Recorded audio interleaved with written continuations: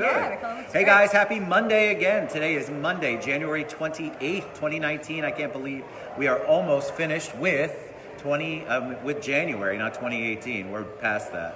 I'm with the beautiful, lovely, talented Jennifer Foster from the One Orlando Alliance. Welcome her. So give us a thumbs up. Let us know you can hear us or see us. We've obviously moved. Edwin Perez is on. Hey, Edwin. We've obviously moved locations. Rebecca's on. Okay, so Ben Gilbert's already given us a thumbs up. We are in, and I've got to give them a shout out.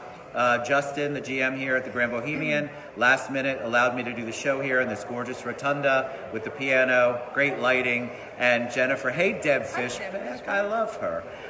So thanks for being on. Thanks for being flexible. And thank you guys. Let us know you can hear us or see us. If we become low talkers, it's just because we're trying to talk over it, but we're also reverberating in here. So welcome. Thanks for coming on. Thank you. I've been wanting to have you on for a very long time. I love what the organization does, but everybody always wants to know a little backstory. So give us a little backstory on Jen Foster and how you got here. Oh, thanks, Deb. Hi, everybody. Little background on me.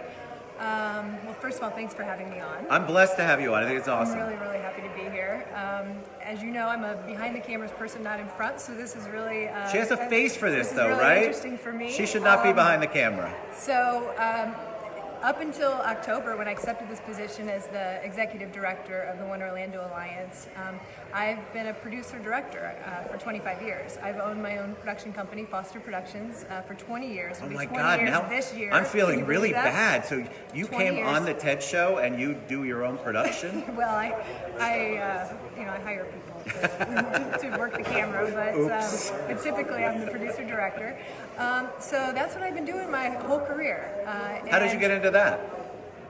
I was working at a news station in Detroit as part of my, as an internship in college. I thought I wanted to be an entertainment attorney, and so I went and did an internship with an ABC affiliate, WXYZ, in Detroit, and started working in the newsroom and just fell in love with the business, and then started doing work for Ford and General Motors, and actually started my company with General Motors. That was my flagship company, which was the largest in the world at the time. So and what did you do? Did you produce fortunate. Commercials? Did you produce video, educational? educational? A little bit of everything. We did a lot of internal work. So, back in the 90s when I started in the industry, lean manufacturing was a big thing. So I traveled all over the world for General Motors, really highlighting all of their robotics and all of their new programs, their lean manufacturing, and did a lot of promotional marketing, commercials, worked on some really fun things, did the NASCAR project for a while. You did NASCAR too? Can you nice. imagine? Hi, Jackie.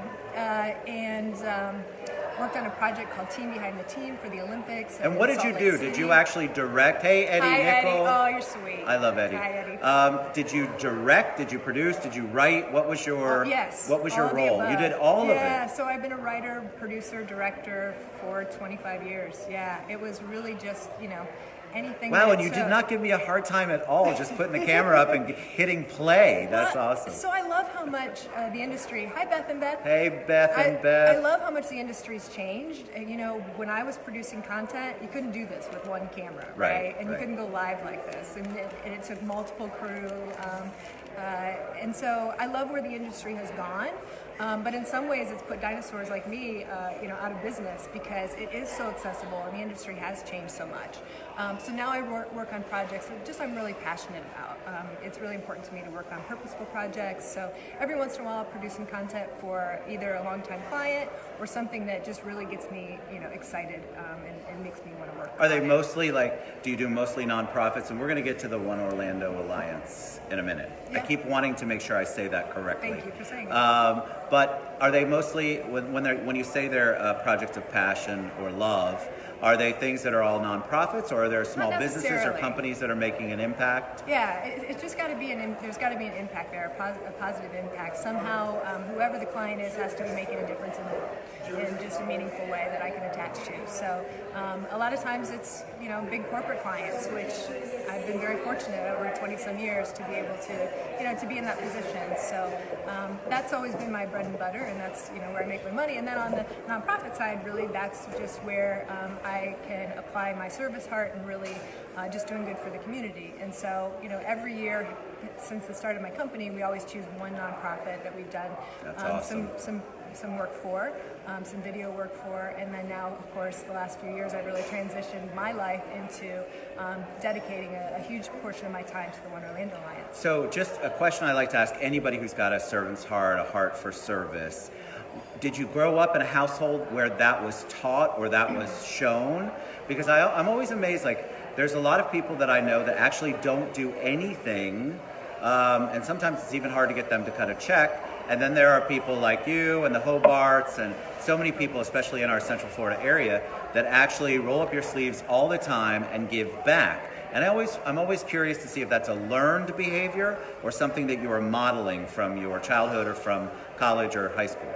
My parents really modeled that for me, and so I learned at a very young age that this is just what you do. You get involved in the community, you support in whatever way you can, and so I just learned that from a very, very young age that this is part of what I do. And I've been fortunate enough in business to be able to sometimes just cut a check and write a check and support organizations. Right. And then there are other things that I'm really more passionate about that I want to get involved in and roll up my sleeves if I think there's some value that I can add there. I have people that ask me all the time, how do you commit to that many causes? And the answer, I always say back to them, how can you not? I feel like that we have so many amazing, especially in Central Florida, we have so many amazing groups and causes and projects and things that are going on that I wouldn't want to say no. I want to see them all succeed. So if it's a little more of my time and I don't get to take a nap as early as I want to because I'm out at an event, I feel like that's such an easy way for me to be involved, be seen, and then help them out, which is what you did. So tell us how you got involved in the One Orlando Alliance. And if you want to give them a little background on what that is. Sure. So One Orlando Alliance is a coalition of now 33 organizations that provide services to our LGBTQ plus community. And we came together really kind of organically and unofficially on June 16th, following the Pulse tragedy that happened on June 12th. So that Thursday of the same week of the Pulse tragedy, myself and Carlos Carbonell convened. He's amazing. He is. We convened 18 organizations that were in the community, 18 LGBTQ plus organizations. Together, along with the city, the county, we had people from the state, from the federal government, Department of Homeland Security was there. I mean, it was Department of Justice. It was really getting all the people that were responding to the tragedy in the room with our LGBTQ plus leaders, so that we could help in some ways just distill some of the chaos that was going on in the community and provide some answers and just bring everybody kind of the same page to communicate and collaborate. So the beginning was as you got at what she's obviously referring to as Pulse, June 12th. And so by June 16th, you realize that there are so many people who are doing things, raising money, wanting to get involved, wanting to roll up their sleeves. I mean, I still get chills when I look at the video from people in the blood and giving bloodline, like the things that were going on during that. But at some point you have to kind of corral it all in to make it as impactful as possible, because if you've got everybody going off in a million different directions, yes, it sounds wonderful, but it can also be double something and not enough somewhere else. That's exactly what was happening. There was a lot of duplication. There were a lot of gaps that needed to be filled. There was just this huge outpouring of love and support, and within the LGBTQ plus community, which was really directly affected by the Pulse tragedy, there was a lot of how can we work smarter together and more collaboratively together. And so the first couple days after the tragedy, it was really just putting out some feelers saying, who runs this organization, who runs that organization, because as I think is pretty common in most nonprofit sectors, there wasn't a database of all the organizational leaders or who to reach out to. There was not a call list, so it took a couple days just to identify the right people to get them in the room. And then we called together the leaders, and all 18 showed up, which was amazing. Actually, it was 16. 2 I forgot to call. My bad. But I called them right afterwards, and they said we'll be there. We're in. I love it. And have been since the beginning. But really, we didn't know what we were doing. We weren't trying to form an alliance. We weren't trying to start another organization. It was just, thanks, Beth. We were really just trying to, we had two goals: communicate and collaborate. And let's just try to help our community in whatever way that we can and respond to the needs. And the needs were vast. I mean, they were all over the place from, well, if you were here, you knew. Like, thanks, Charlie. you couldn't help but feel that there were so many needs going on, and there were so many things that you needed to accomplish, but you weren't exactly sure where to go, what to do, who's coordinating. And so having a brainchild, having an alliance together, I think that's such a smart thing in general for any area, for any city, but especially when we're dealing with something that has such an impact, not just on the LGBTQ plus community, but on our entire Central Florida community and the world. So you're also handling world people coming in, news crews coming in, people who want to donate money from out of the area. I mean, the outpour of love and charity and giving it was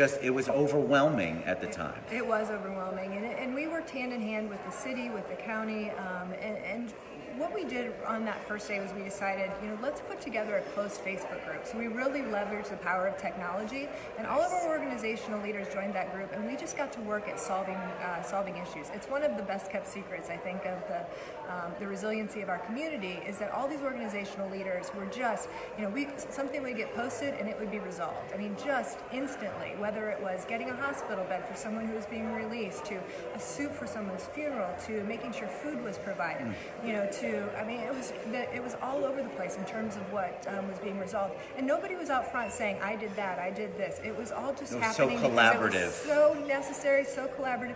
And everybody was just enjoying being able to serve our community and, and really take care of those that were the most directly affected.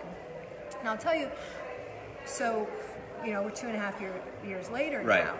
That spirit still exists, I'm proud to say, and it's one of the most rewarding things I've ever been able to be a part of, is to watch these organizational leaders now think as a unit, and certainly they're still all focused on their own organizations and the health and the welfare of the communities in which the sectors of our community in which they serve, but that spirit of unity really is still alive here, and it's just incredible. And not just, you're right, not just the LGBTQ plus community. This is the entire community in Central Florida, and it's just something, I think, that we have such a huge, it's so different here, right? It's such I feel like it is, right? I feel like we talk grateful about it on the show a lot. There's such a collaborative spirit, I feel like, in Central Florida. Now, post-Pulse, 2.5 years later, obviously your focus or your spread is a little larger than Pulse. Yes. So what are you doing in the community, or what are some of the projects you work on? What are some of the organizations or causes? Give them an idea of what happens daily or what happens on a weekly, monthly basis with the One Orlando Alliance. Sure. So, several months after the tragedy, we got together and said, well, what is this? Do we continue with this? Do we form a formal organization? Should this become a coalition? And unanimously, all of our members said yes. And look at the power that we have together, and look what we can do collectively.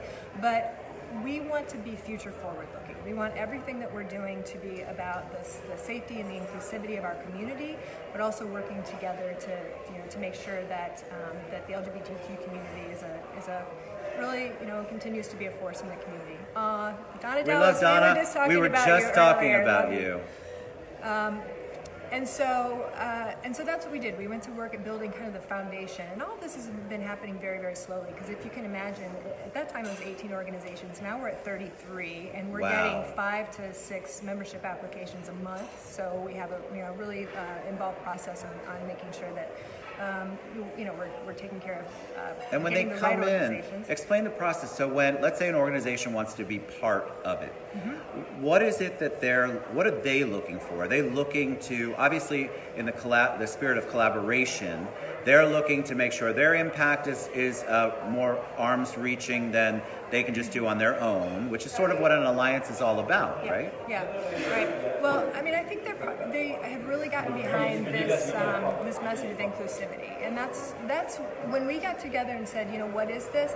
We all committed at that time to the spirit of Orlando, which is a spirit of inclusivity. And when we originally got together, one of the first things we asked was, who's not at the table? And what we recognized organized was the Black African American community, the Hispanic Latinx community, the transgender community. Hi, Jim. Thank you. Hey, Jim. They weren't at the table. And who was the population that was most directly affected by the Pulse tragedy? It was the three that I just named. Right. And we realized that they didn't have representation at the table. There was a group of leaders there who were somewhat making decisions, and we needed people we needed those voices to be heard, and we need them at the table. So we've been doing a lot of work to try to make sure that we are truly inclusive. And so everyone or every organization, and the new ones that are applying, I think really sense that there is no, there are no barriers to entry for what we're trying to accomplish.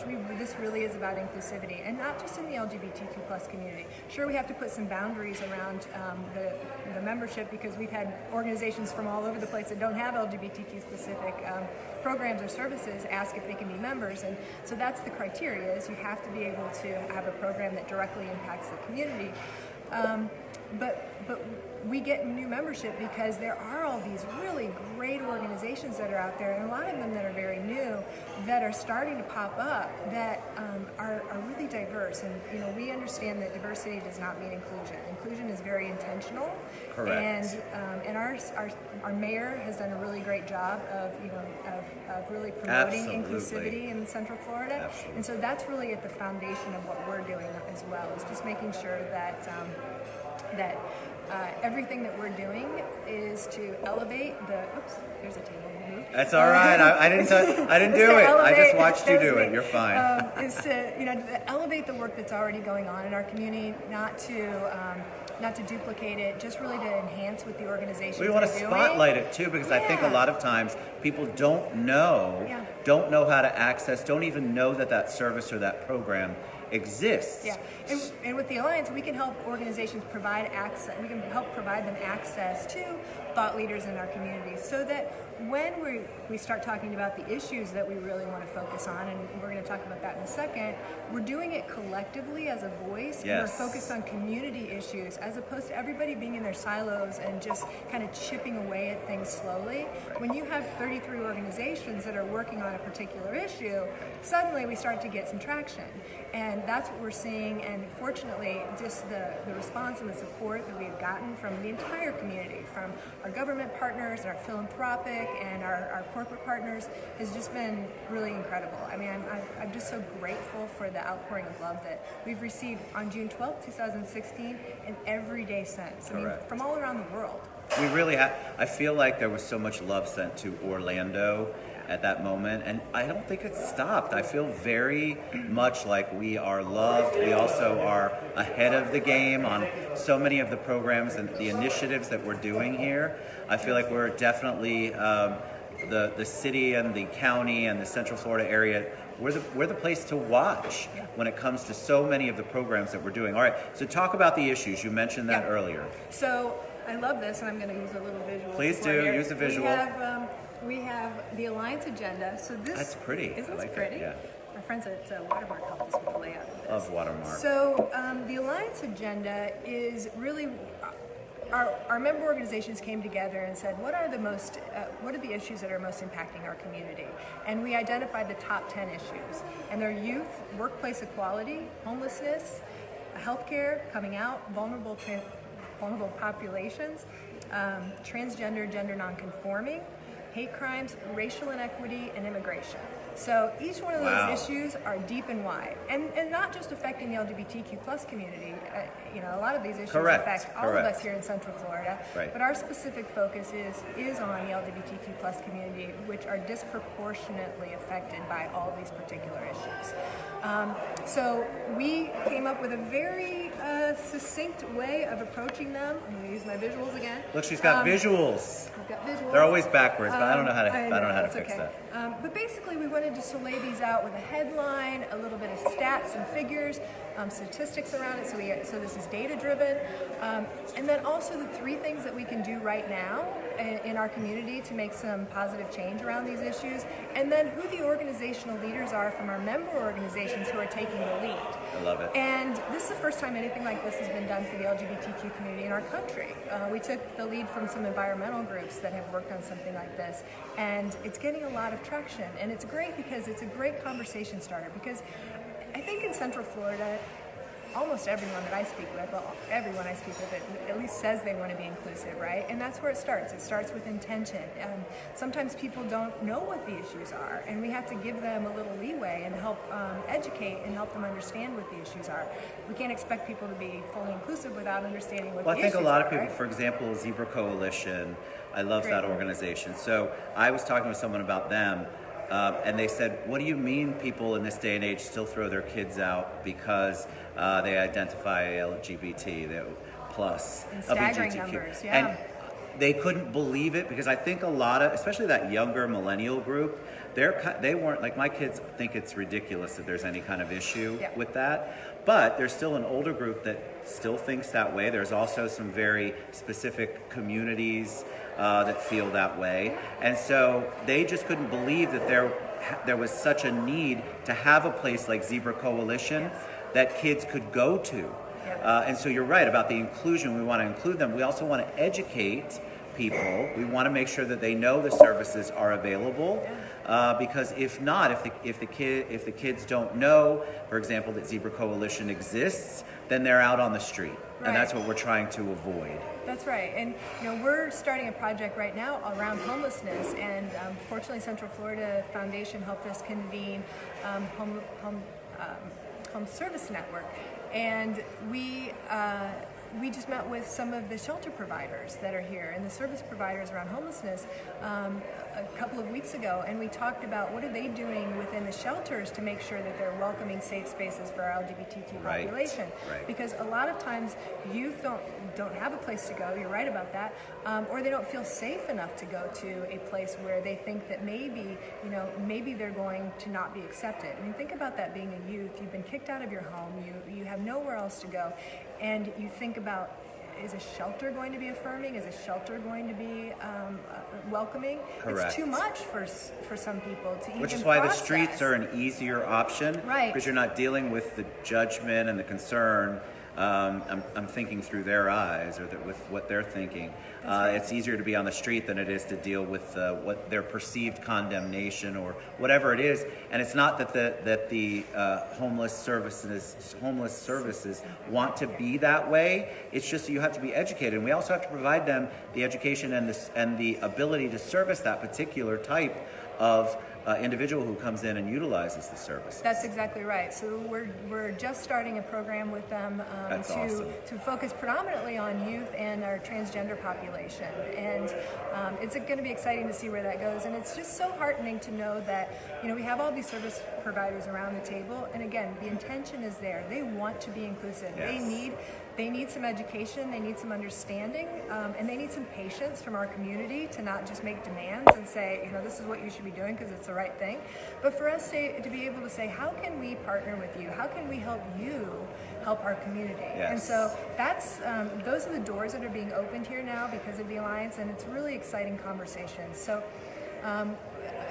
homelessness, we have an HIV crisis here in Central Florida. We're now the third in the nation for new transmissions of HIV. People, it hasn't gone away. I don't know how to encourage you more and more to get tested and take precautions, because just because the buzz has gone away from it doesn't mean that the issue still isn't there. Exactly, and so we have great organizations that have been working on this for decades in our community, and some new ones that have popped up, and so they're all working together now. So we're going to see a decline. There's no doubt we're going to see a decline in HIV transmissions, and there was just an announcement. We just put it on our Facebook today that Central Florida just received a big grant, federal grant, to help with this issue. So That's there's great awesome. things. There's great things coming for our community around that. But these are big, heavy challenges, and a lot of people don't know that you can still be fired from your job if you're LGBTQ+. You cannot be hired. You can be You can be denied housing. It still goes on. It's on and on and on and It on. still So goes people on. think, oh, well, what could be the big issues in the LGBTQ plus community? There's gay marriage. Everybody should be fine, right? It's not the so way that true. it goes. We have really vulnerable populations, and especially our intersectional communities. Right. So, when it comes to immigration and some of the, some of our more vulnerable populations, the risk to those individuals really increases if they're LGBTQ plus. Correct. And so that's the areas that we're really digging in and doing some, And look some who really popped on. intentional Heather work. Wilkie popped on. Heather Wilkie. Heather, what's happening? All right, so how can so everybody's, I think people are listening, so we've got their attention. How can someone who's not involved in one of those organizations but wants to support everything that you're doing, how can they get involved? What can somebody do? Because it's an alliance is a big thing, guys. This is a lot. They're making a huge impact. How can somebody who says, all right, I believe in what you're doing, Jen, how can I get involved? What do they do? Well, so there's lots of different ways to get involved. We have 33 member organizations that are always looking for volunteers, and so I would just encourage you to go to our website, oneorlandoalliance.org, and look at our member list and see what calls to you. We have organizations that are doing a lot of really diverse work in the community, and it's not a one-size-fits-all. So first of all, make sure it's a good fit for you personally and something that you can support. That's awesome advice, guys. Listen to her, because this is the thing. You look at it, make sure it's something that you're passionate about. I mean, there's plenty for you to find, but make sure it's something that you're passionate about, that you're going to stick with. A commitment is really important, and it doesn't have to be your money. It can most definitely be your time, which we've done a bunch of shows about. Absolutely. We'll take your money too. If We'll you want to always just write take a your check, money. We'll always take your money if you want to write a check. But yeah, your time and your expertise is really valuable. And so, if you have the bandwidth to serve on a board of one of these organizations, our organizations need diverse representation, and sometimes that means from our ally community, Absolutely. and sometimes that means from, people that are outside of the LGBTQ plus community. Diversity of thought is really important, and so we need straight allies, we need Republicans, we need people Everyone. who think differently. Sure. It takes everyone for this village, right? And so, there's great ways to get involved. You can serve on a board. You can certainly donate to any one of our organizations. Another great way that our community's really gotten involved since the Pulse tragedy is the city and the county asked us in 2017 to take on the Acts of Love and Kindness movement for Orlando United Day. And so on June 12th, I'm sure many people who are watching this today have gotten involved in that movement, maybe not known what it was, as part of the Act, Love, Give campaign. I love it.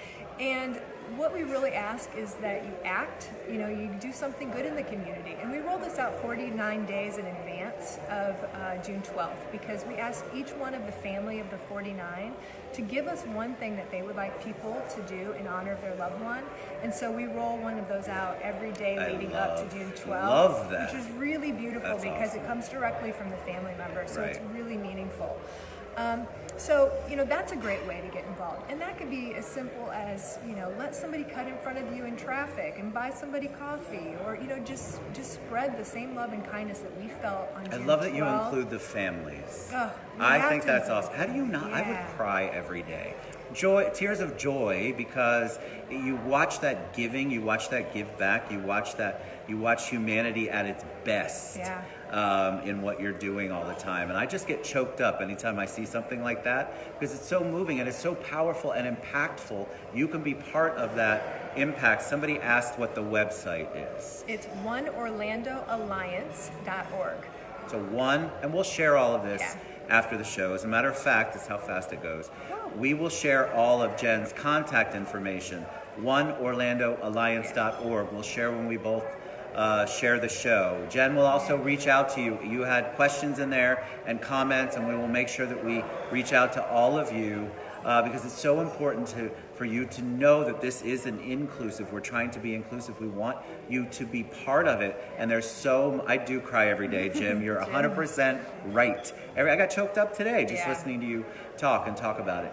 But it's so important for you to find your place in what's going on, and trust me, there's a place for you. Just do a little research, and people like Jen and people who are on Jen's team can help you. If you want my input, reach out to me. I will tell you the things that I'm involved with. So we'll share all of that later. Any parting words of wisdom for them? Anything you want to share with them before we head out? I'm just going to echo what you said, and that's reach out to me directly. I would love to engage every single one of you in the One Orlando Alliance and the work that's happening, and we'll find a fit for you. But the most important thing that you can do is every day just be mindful about being inclusive, be proud to be part of the Central Florida community, where we really are committed to love and kindness and inclusivity and treating each other like human beings, and our one commonality. That's the thing, when we say, LGBTQ+, I think most people don't realize we're every other that you can think of, right? We're every gender, every race, every ethnicity, every age, you name it. Our community is so diverse that the work now we're really doing is to bring all of that together, because of course people come with their biases, whether they're conscious or unconscious, right? But what we're really trying to do is to kind of peel back the onion of all of that and look at each other and the humanity that we all share, and then spread that out throughout Central Florida, ripple that out throughout the world. And as you know, we receive so much love, and it just kind of continues to feed us, and it's easy to kind of spread that back. It is, when you're getting it all the time, when you're receiving it, or when you're also watching it being given. That is such a beautiful gift. That's why you guys cry when you see the military families reunited, when you see a child being adopted and they're reading it. There's so many cool, amazing videos. Well, imagine seeing that on a daily basis, weekly basis, monthly basis, all the time. You can't help but be moved and move to action. So we want you to get involved. We want you to get out. We want you to support the One Orlando Alliance and all of the amazing things that you're doing. Jen, thank you for being on the show. Thank you for being flexible. Thank you to Justin from the Grand Bohemian for letting us shoot the show here. We love you guys. Reach out to Jen. See you soon. Jim, I'll be in touch. Thank you. Thanks, everybody. We love you guys. Take care. Love you.